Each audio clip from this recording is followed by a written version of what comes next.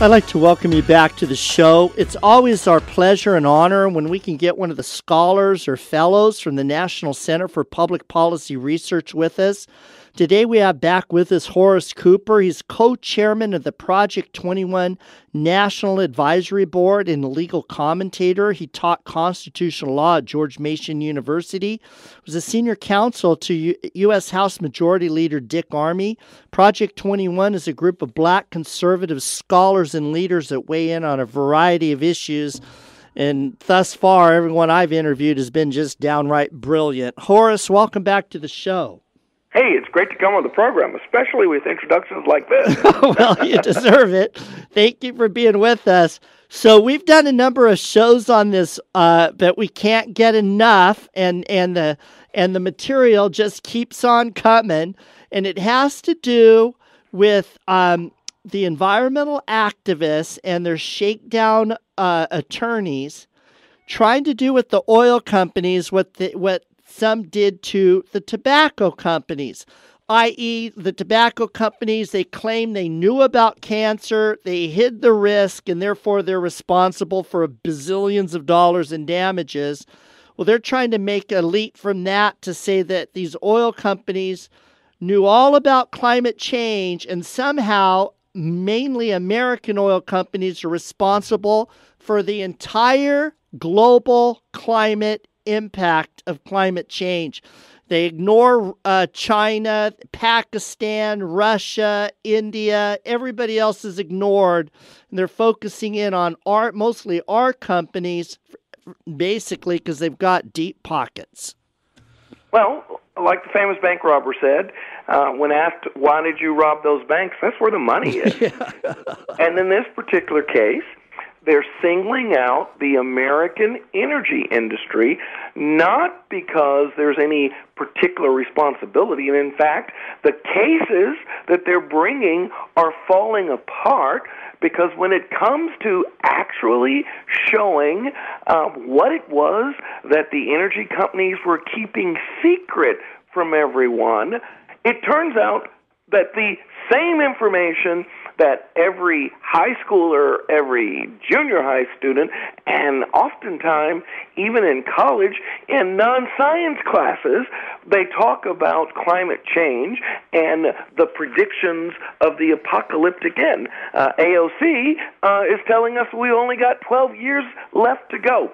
But according to these activists, the energy companies hid this information. Here's the key takeaway that everyone should understand.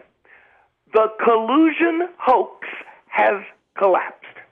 In this particular case, it turns out there is no actual activity or behavior on the part of the energy companies, whether you're talking ExxonMobil, whether you're talking Shell, it doesn't matter. It turns out in a court of law, when given an opportunity to explain what the collusion was or the conspiracy was, they are unable to get even to the trial stage.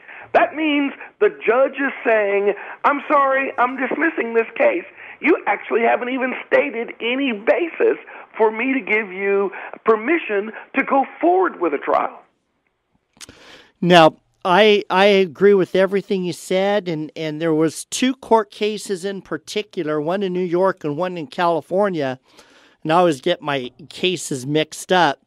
But in one of them, the judge says, what you're talking about here is the Industrial Revolution. You got to go back to the beginning of the Industrial Revolution. Where would we be without it? So that's our New York case, but we haven't gotten a resolution of it yet.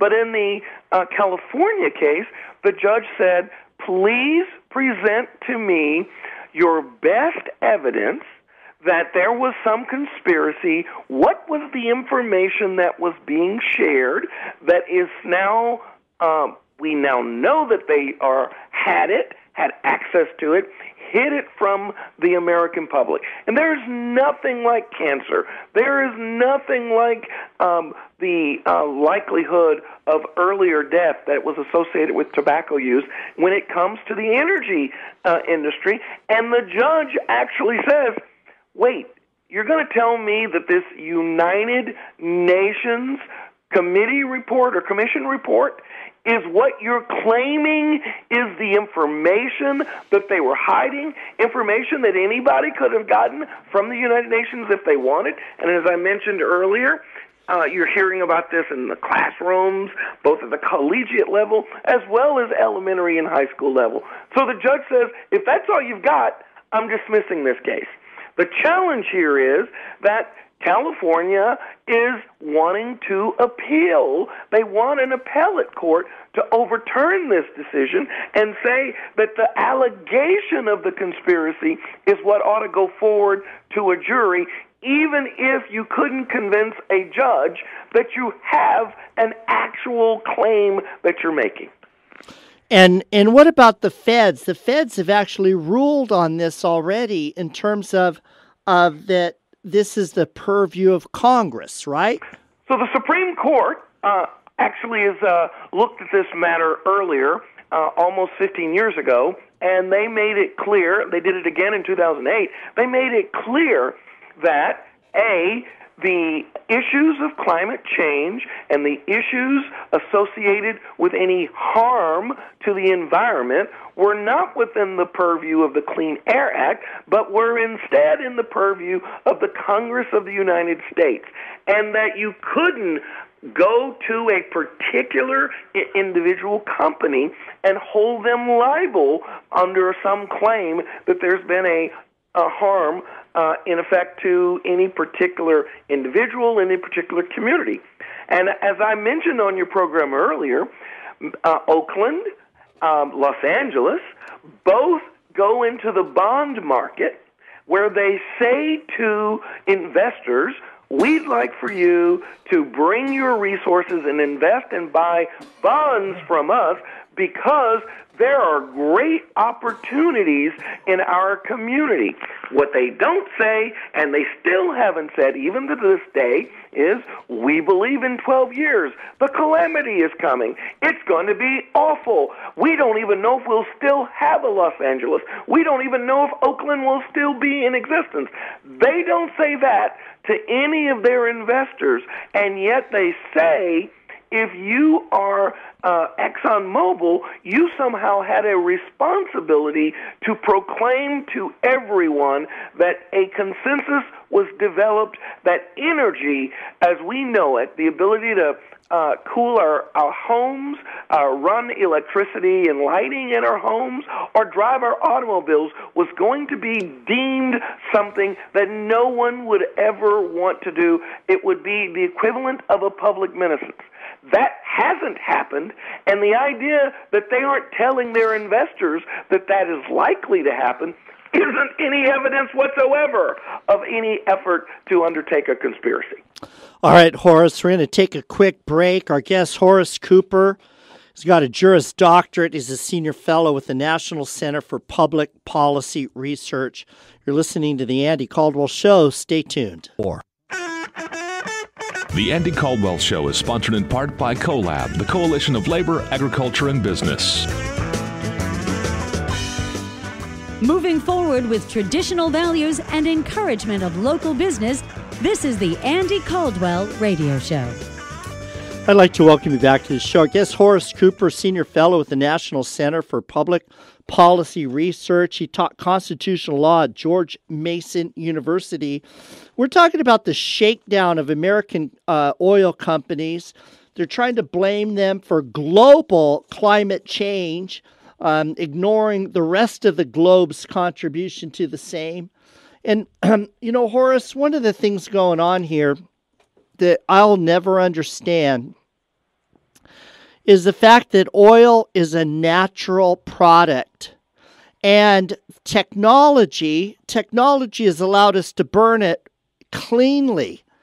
And you would think there'd be a few honest environmentalists out there that would contrast the cradle to grave impacts of building wind turbines and car batteries and disposing of and creation of solar panels and then disposing of the same in terms of the impacts to planet Earth.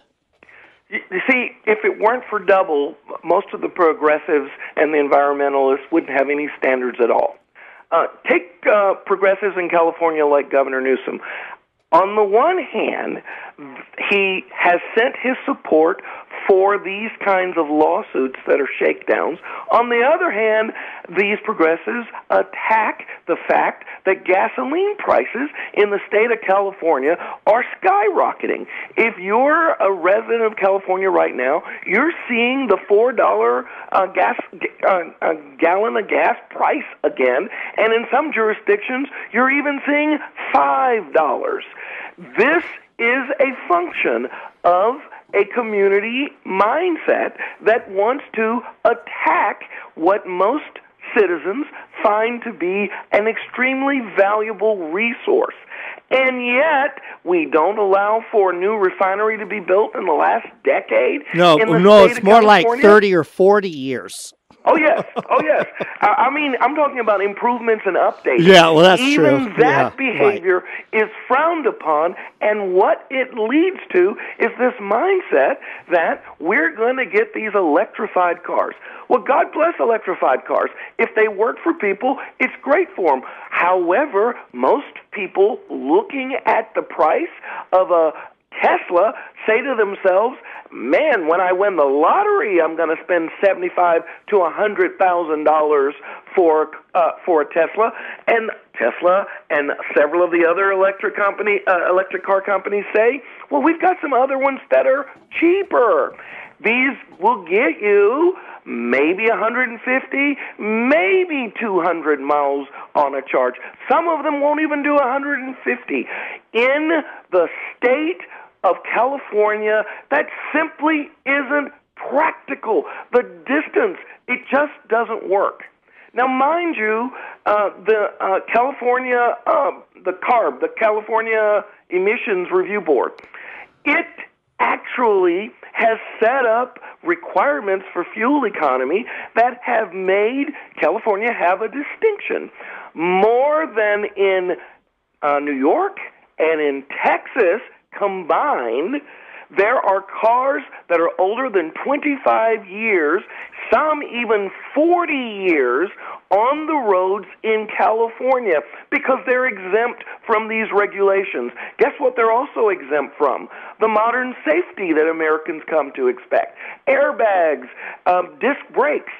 People literally are dying because they can't afford what the environmental radical agenda is that doesn't assume that consumers ought to be informed, educated, and given a chance to make their best choice.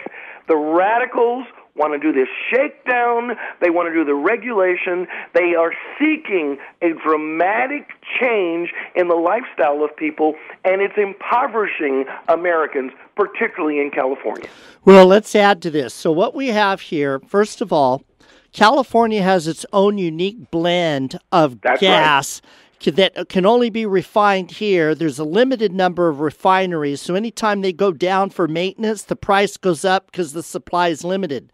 Secondly, as you mentioned, California has a hidden tax that's taxed at the refinery for greenhouse gas emissions. And they formed a corporation in New Jersey to control that money because they didn't want to have to reveal it to the taxpayers. Then what happened is last year, the California state government on its own, the legislature, raised gas taxes and DMV fees. Some people put a ballot measure to repeal that, but our crooked, dishonest attorney general changed the title to make it look like they were taking money away from road maintenance instead of reducing the gas tax that had never been approved by the voters. So as you mentioned, the gas went up 20 cents a gallon in just the last week. It's gone up probably, I'd say 60 or 70 cents in the last couple of weeks, while the rest of the United States is awash in oil and gas. Oh, absolutely. And I should have said California Air Resource Board. Yes. The state of California is suing the EPA over establishing a uniform fuel blend that would be available across the country for every American, including Californians. They insist that they should have this separate and unique blend. All I'm saying is you just can't have it both ways. You can't expect that you're going to keep energy costs down and then do every single thing you can, including these legal shakedowns, as a lawsuit shakedown, as a means of attempting to regulate the industry. It's unfair, it's unjust, and the sad thing about it is, the good news is these lawsuits aren't going to succeed, but the sad thing is that the cost of a successful lawsuit won't be borne just by the industry, and it won't just be borne by Californians. It would be imposed on the entire country. There was a multi-billion, nearly $100 billion settlement with regard to the tobacco industry. You'd be looking at something that size or maybe even triple. That is dangerous to our economy, and it also would be sending a signal to any industry. California is the home of the tech industry. Now we could just come in and do a shakedown of that particular industry. There just is no justification for pretending that conspiracies exist when, in fact, you're allowed to petition your member of Congress and ask them, I would like this particular regulation. Now, I encourage people, if you want more regulations, then you need to accept $4, $5, $6 a gallon gasoline, and if that makes you happy, that's fine. I think most Americans, I think most Californians do not wish to see that. In fact, they would prefer to see gasoline less than $2 a gallon. Well, and one of the things going on here is the impact to the poor. Absolutely. Most poor people can't work where they live, and so they have a 1 to 2 hour commute coming and going every day. This takes a huge chunk out of their budget. I mean, a huge chunk. After housing, a lot of people now are paying 30 to 50% of their income just on rent or their mortgage payment. They have a little bit left over for food, but it's this transportation costs because we drive a gazillion miles a year here in the state of California. That's exactly right. And let's not forget air conditioning. It's true on the coast. The weather is moderate, very temperate, but there are parts of California where that is not true. And if you're going to place these kinds of restrictions on the ability for energy producers to invest and make sure that they bring modern technology to the table, don't be surprised when there are outages. Don't be surprised when there are shortages, and don't be surprised as most Californians are seeing substantially higher energy bills every month than the rest of the country is witnessing. These shakedowns are going to be great for the trial lawyers and the law firms that are working these cases because they profit whether they win or lose. Their $550 plus hourly billable rates are going to get paid, and then it's just a question of which California taxpayers are going to have higher taxes or greater share of their taxes go to these kind of quixotic efforts. Well, right here in Santa Barbara County, we have a bunch of onshore and offshore oil. Our offshore is shut down because 3 years ago there was a pipeline break on land that made it through a culvert to the ocean. But it was an on-land pipeline break. And 3 years later, Veneco went out of business. Exxon, all of its equipment is idled. Exxon right now is simply trying to get a permit to truck its production until they get the pipeline rebuilt. 3 years later, they could have built that pipeline 10 times in that amount of time. And then we have a bunch of onshore projects where companies want to mitigate the greenhouse gases and create highest paying jobs, highest paying tax revenue, and they got to go through endless environmental review, and these guys want to shut them down. The county politicians want to shut them down. Their claim now is we should keep the oil in the ground. And again, and everybody's bills going up through the roof at the pump. The middle class in California is increasingly leaving for better environs precisely because of these kinds of rules. The problem that's really sad about this is that the environmentalists typically are much higher income individuals than the population at large. And the poorest in the communities don't have the opportunity to pick up. They don't have the opportunity to just relocate. Many of them aren't even readily accessible on internet because it costs too much for them to have access to that so that they could search and see what kind of job opportunities there are elsewhere. It's unfair to say to those people who are citizens of the state that we are going to continually make a bigger and bigger burden, a larger, more heavy burden on you just because you'd like to be cool in the summer, warm in the winter, have lights on when you want, or do any of the kinds of things that the rest of the country takes for granted. Horace, we're out of time. Thank you so much for being with us. Love to have you back. Thanks for having me on. Horace Cooper, you're listening to The Andy Caldwell Show. Coming up next, Seton Motley. Stay tuned.